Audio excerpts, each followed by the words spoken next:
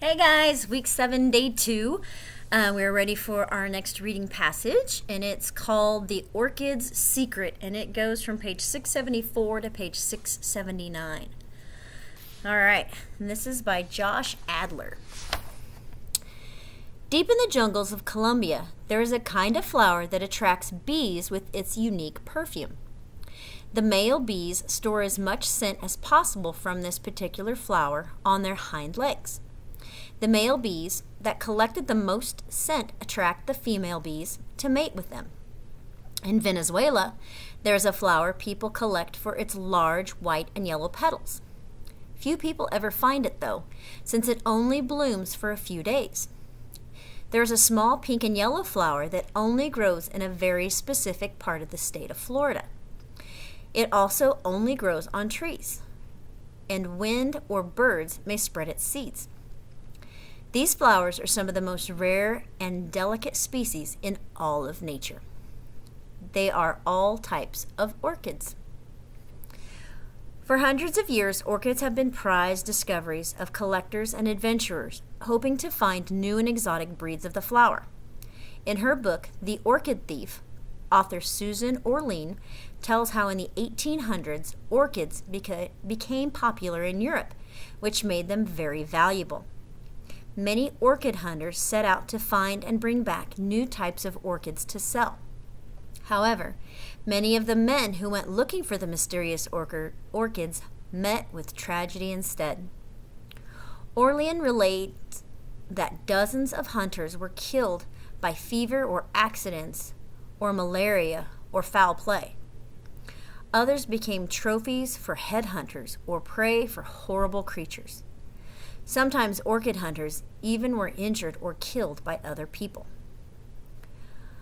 On one trip to find orchids in 1901, 18 hunters ventured to the Philippines, which is a group of islands in the Pacific Ocean.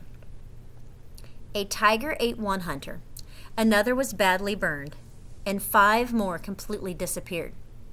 The trip's only survivor brought back 7,000 orchids. Each modern-day orchid hunter, like Tom Hart Dyke, still face incredible dangers to collect the flowers. He and his partner, Paul Winder, were held as prisoners for over 9 months after they were captured on an orchid hunt in Central America.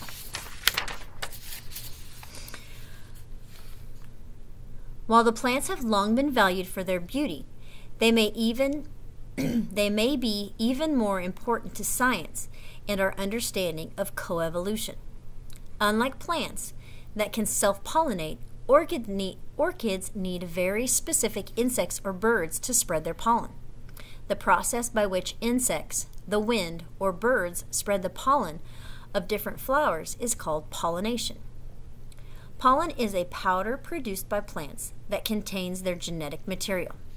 In order for the plants to reproduce, the pollen must be physically moved to the flower's stigma, which contains an egg. Now the fertilized egg can become a seed. Birds and insects can pollinate plants by touching many different flowers and spreading the pollen around. Orchids evolved to attract insects and birds. Because there are many different species of orchid, there are also many different ways that orchids attract their pollinators. Orlean explains that many species look so much like their favorite insects that the insect mistakes them for kin or other insects. And when it lands on the flower to visit, pollen sticks to its body. Another orchid imitates the shape of something that a pollinating insect likes to kill. Other species like the mate of their pollinator, so the bug tries to mate with one orchid and then another, and spreads pollen from flower to flower, each hopeless time. Other orchids don't use their shape at all, but rather produce specialized scents to attract specific insects such as bees, beetles, and flies. Some orchids smell like cake, some like chocolate, and some like rotting meat. Those are the ones I don't want on my table.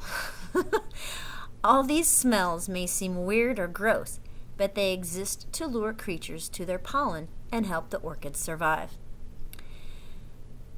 The strategies to attract insects and spread the flower's pollen go on and on. Each family of orchids has a unique kind of insect or bird that visits the flower, as well as its own way of attracting them.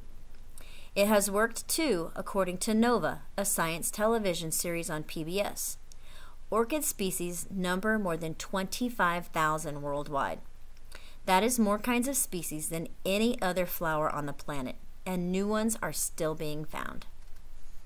Orchids and the insects that pollinate them are one of the most amazing examples of evolution. Though their degree of codependence varies, as it is apparent that at least some orchids are more reliant on their pollinators than the pollinators are on the orchids. The degree of evolutionary specialization is still very impressive. Research by Harvard scientists suggests that certain species of orchid evolved specifically to attract orchid bees, which collect a wide variety of scents from various plants in preparation for mating. In another case, an orchid mimics a female's smell and appearance, and the male pollinator gets nothing out of the bargain whatsoever. By tricking the insects that collect its pollen, the orchid has survived since the time of the dinosaurs. Shh, it's a secret. All right. Looks like one vocabulary word, and then we're on to questions. See you in a bit.